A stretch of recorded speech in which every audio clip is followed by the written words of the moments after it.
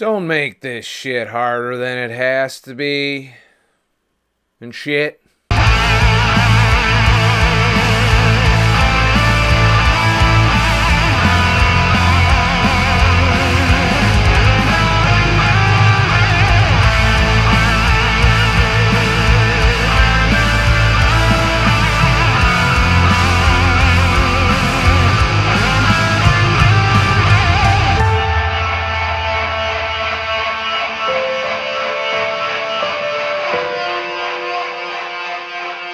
Well, one of my patrons recently asked me to give an opinion. The link to this will be in the description about long-term micronutrient fasting. This is a form of fasting where you take shit tons of supplements during the fast to offset your body's, your perceived needs to keep up your micronutrition over a long fast. I need only to, cite the long 100 or 360, 80, 370 something fucking day study on one person, obviously, who fasted for like 380 days. I don't know. Look it up. 300 and something days. Motherfucker in Scotland, I believe it was. I forget the fucker's name. Anyways, you can fast for a long time with minimal micronutrition supplement. And there's been anecdotal evidence from tons of intermittent fasters who do long fasts about the negative effects of some of the supplementation that can increase your hunger pangs. And, what you got to understand is your body has a pretty good survival mechanism that kicks in during a water fast. Autophagy breaks down damaged and used cells and recycles them for amino acids and things to keep your body going. They can also be used to convert to glucose via gluconeogenesis. It's your body breaks down shit that it perceives it does not need. Like I've said in the past, if you're doing long fasts and you aren't exercising with minor resistance training, we're not talking, major things. You don't want to panic your body by expending too much energy, but you should, be exercising the muscles you want to keep in some way, slightly. Don't overdo it. Because if you burn a shit ton of energy while you're fasting, your metabolism will drop dramatically. But be that as it may, there are some things you should keep an eye on during a long fast, but it should not be this massive panic attack about vitamins and some minerals. Electrolytes, only if you notice symptoms, and the symptoms are pronounced. You will experience a drop in energy, very lightheaded and dizziness and, extreme thirst when your sodium levels deplete. Because it's important to keep, you're dumping all your water weight. Sodium is stored in that water weight, and your kidneys are flushing it out over the first 72 hours. And then after a while, your body levels, normalize. This is illustrated in that study. Now, in that study, they did, give him some micronutrients for the same reasons. They feared what happens. What happens when you don't take in this nutrition? Does the body decline? Do you die? The answer is no, you don't. We would have died off if this was the case. Do you think, the caveman who couldn't find an animal for 3 weeks, and the fucking land was out of season so they couldn't harvest anything? Do you think they dropped dead because of that? No. They survived. They had the body fat. They stored it up during the bountiful times. They feasted appropriately. They drank lots of water, which was not filtered.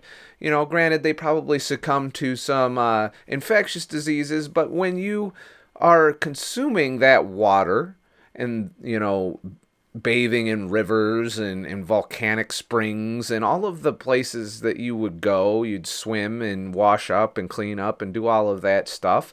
Out in nature, you're going to be exposed to minerals. And your body can absorb them through your skin. Your body can absorb them through the water you drink. And it's pretty natural. Now, I could, see the argument that a lot of our water supply has been filtered to death to the point where we don't get that mineral content. At the same time, we don't get the infectious diseases from shit grown in that water. They're more concerned with that than they are whether or not you're mineral deficient. After all, you can always buy a $20 bottle of fucking minerals and supplement that way. But the problem with that is if you're not retaining water to begin with, you're not holding on to those minerals. You're putting them in one end and they're going to come out the other end. That's how it works. I do not supplement during long fasts with the exception of salt, magnesium, and potassium. And the reason the only time I ever supplement with those is when I'm experiencing some kind of symptoms. Cramps. In cramps, I increase my magnesium baths, or I can put more salt on foods on the days that I'm not fasting for the short fast. But if I was preparing for a long fast, I would consume salt. I just add salt to the water, and try and get some mineral-dense natural salts to do that. Yeah, it sucks. Choke it down and do it. Not a big deal. Magnesium you soak in the tub, and potassium I get from coffee. So potassium's never really been an issue. And there is a balance you're supposed to maintain. Those are the three big ones that can acutely affect you. And you will know when something's going on. Because otherwise your fast is going to feel fucking great. You're going to feel good energy moments. Your metabolism will drop in periodic periods.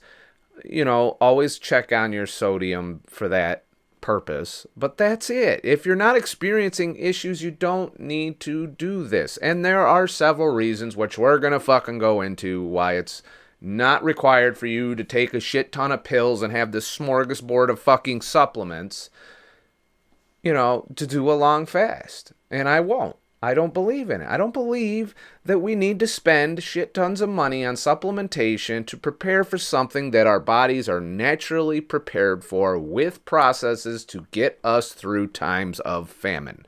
Not the least of which is the amount of body fat we're holding. And there are things, toxins included, that are stored in that body fat. There are also micronutrients. So let's go through some of the things the body does to compensate when you're not taking in any nutrition. Now, keep in mind, this is if you are not deficient to begin with. Some of our diets suck, especially if it's a processed food, McDonald's everyday diet. You might already be deficient in vitamins and minerals, and the solution to that problem is to eat nutrient-dense whole foods. That's it. You don't gotta go buy supplements. You just gotta not eat the bad shit and eat the good shit. So one of the most important components of fasting and intermittent fasting is what you do on your feast days, on the days you need to eat. And you need to eat a bountiful amount of healthy, whole foods. We won't get into the keto versus vegan versus carb diet shit today. We're going to leave that lie for a little bit. But still, if you are consuming whole foods in their close to nature form, you are generally getting more nutrition than you are getting from the heavily fortified fucking processed foods. It's a fact. You don't absorb shit that's fucking added to chemically produced foods. It just doesn't work that way. You're going to piss most of that out. It's a fact. It's how it is. If you're popping pills with vitamins and minerals in it, a lot of that is just going to go in one end and out into the bowl later. You're essentially paying for a placebo effect at that point. I don't believe in it. I do not believe in supplementation. I've never supplemented in my life, and I've eaten the shitty foods, and I only became vitamin D deficient, and I would argue, vitamin D also being sourced from sunlight, that I just don't go out into the sun enough. I've kind of rectified that from time to time, but there's still time periods where I'm inside. But I also consume a large amount of dairy and cheese, mainly cheese, that has vitamin D and calcium and all of the things that will maintain my bone health. So that's one source, that you need to think about is your body fat that you will be burning off during the fast does contain some of the micronutrition stored up in it. The next source, your gut microbiota, your gut bacteria, is constantly supplying you with various things because of its interplay of consuming fiber and things that you can't digest that they use for food. You get tryptophan this way. Tryptophan being the building block of serotonin. There's only a couple ways you get that.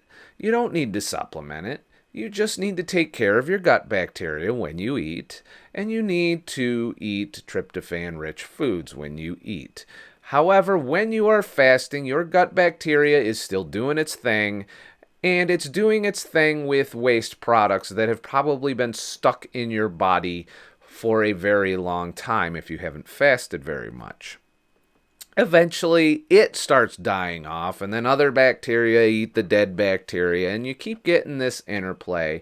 And there's no way that you're going to out-fast this process because you can only fast for so long.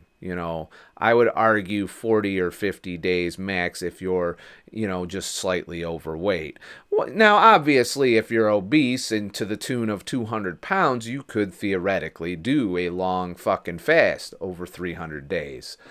And, in which case I would recommend medical supervision of things that are going on with very extensive tests, just to be on the safe side. But at the same time, I wouldn't supplement unless one of those tests told me that you had to. If I was doing a very long fast, I would get tested and I would look and see what I'm becoming deficient in, what's falling, if anything, and only target the things that are a problem. And that's different for different people because we all start out with our own deficiencies. And if you're already deficient, a long fast is going to bring it forward to the forefront. You will experience negative consequences. And one of those negative consequences could be a trip to the hospital. So you need to be careful with long fasts. I don't like, advocating for long fasts. In fact, I believe you could get by in modern society without long fasts. I like them. I like the idea of them. I'm going to do them. But I do not feel that they need to be a regular thing. I think ADF, 48 to 72 hour fast, 5-day fast periodically, even 7-day fast periodically are all very healthy alternatives to a 30, 40, 50, 60, 80-day fast. There comes a point where we overdo shit, and while we may be capable of surviving, 60 days without food and just drinking water, that doesn't mean we should. We would have to have endured that out of necessity, pre-agricultural. But, and sometimes post-agriculture, if you look at the way society has been over the past 10,000 years. We don't have to endure that today, and we don't need to. We can get a slower yet similar benefit from the shorter, even up to 14 days, I would say, is an all right if you got a lot of body fat fast. I would say 14 days if you're regularly doing long fasts should be about the max. But a lot of people are in a hurry. They want to get the fucking weight loss done. Let's get it done. And then they do that, and then they bounce back, even on keto, because of the drop in metabolism that occurs. And that drop in metabolism occurs anywhere from 72 to 96 hours of fasting. You will notice that you're cold. You'll notice other fucking problems that you can run into. So, gut bacteria. another source of your vitamins and minerals during a fast. Now, your bones. You are constantly breaking down and regenerating bone your whole adult life. As you get like elderly, that process breaks down quite a bit and you start to succumb to more brittle bones and more bone fractures and that kind of stuff. But during the majority of your adult life, you are constantly breaking down bone and rebuilding bone. It's a homeostatic process that is constantly going on. And during a fast, that is providing you with minerals, that process. You are storing minerals in your bones during this process. Now, it is like a fuel tank. You only have so much. And if you are constantly pounding on the long fast without giving a significant feasting recovery where you're eating these minerals back into your system and restoring your storage of them in your bones. But I contend if you're not going further than 40 to 60 days of fasting, depending on your body fat levels, that's important. You know, don't just go out and start doing this shit. Think about how much energy you really have on board before you put your body in panic mode. But the fact is, your bones store minerals, and you get minerals from your bones in the process of regeneration that they're constantly doing. So it is a tank that can become depleted, you know, and in some people they genetically can become depleted with osteoporosis and stuff like that. You know, I haven't delved too deep into the bone thing, but I do know that some of the minerals during a fast, particularly prolonged fasts, comes from your bones. Another thing you can do is, of course, do bone broth during a fast to replenish these minerals.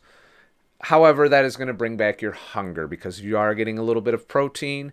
And when you take in protein during a fast, it kicks your body into hunger and it disrupts autophagy. Autophagy essentially stops. So the reason it kicks in your hunger is because you gave yourself a little bit of protein. It shuts off autophagy. Autophagy was providing you the protein you needed, you know, from the damaged and dead cells in your body. But since you ate that protein, that process turned off, but you didn't eat very much protein, so guess what? That protein goes away, autophagy isn't back on board very quickly, and you are left hungry. And you'll be craving protein and fats.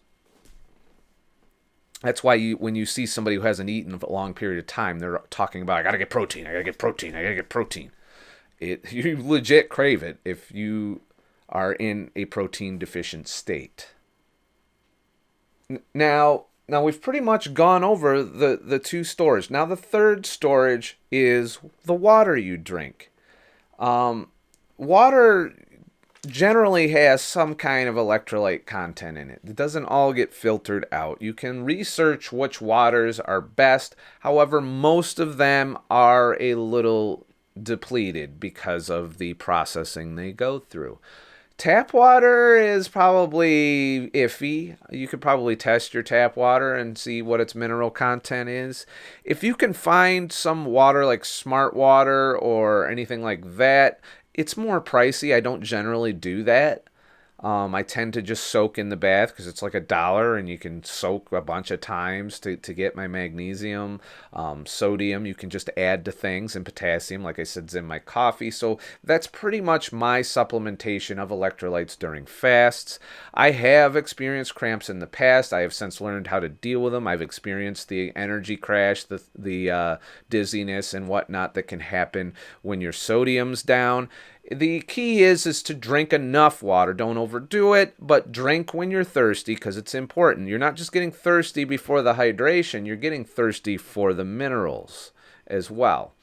And you should drink a little bit more water than you normally do when you are fasting.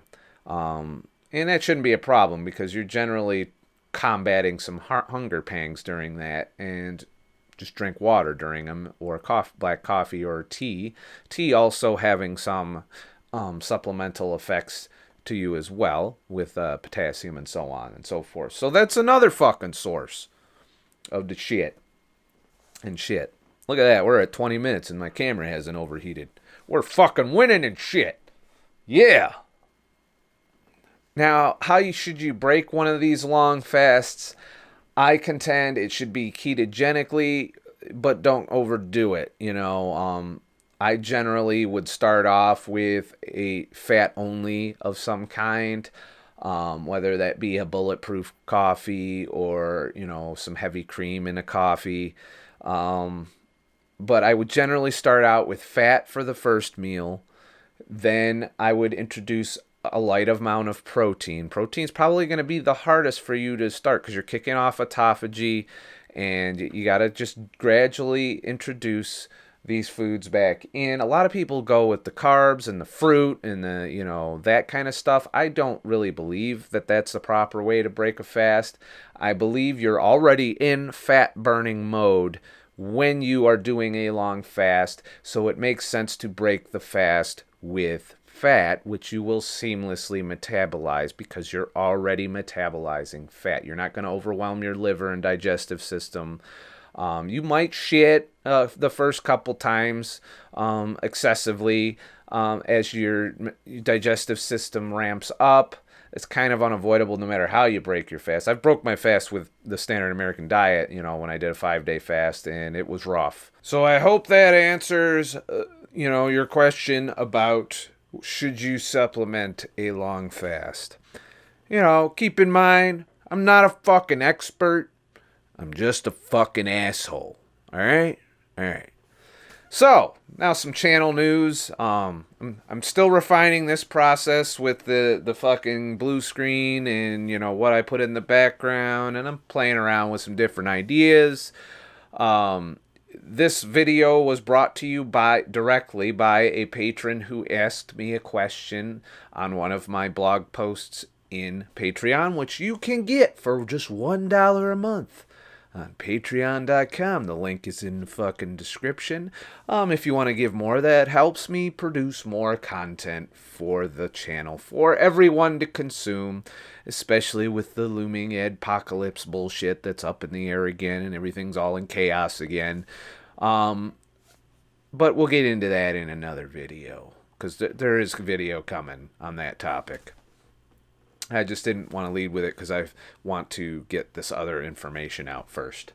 So there's that. I've gotten a lot of positive feedback about the new setup. I'm going to press with it despite overheating issues of the Sony a6300 camera that I'm filming with right now. But the address now is in the title and in the link in the description if you want to mail things or donations or whatever, support the channel that way. And of course, when I do live streams, the super chats are greatly appreciated. And the reason I was able to bring as much content as I've brought this week is because of those contributions and people keeping this going, despite the possible loss of ad revenue that could come to everybody at some point. It's a very uncertain world for us creators that are trying to make a living on YouTube now. And I'm not quite there yet to where I'm fully able to support myself on YouTube. However, I have come far enough to put a lot more time and effort into this channel, and I'd like to continue to do so. So, thank you for those of you who are or have contributed to this video. And,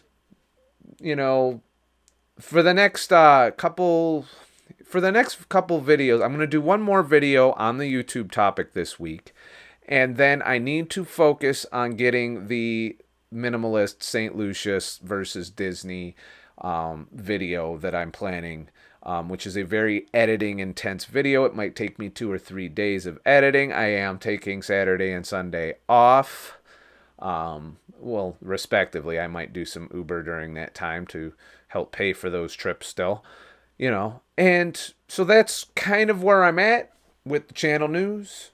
Please like and subscribe for more motherfucking shit, and I'll make a whole bunch of shit and shit. Have a nice motherfucking day.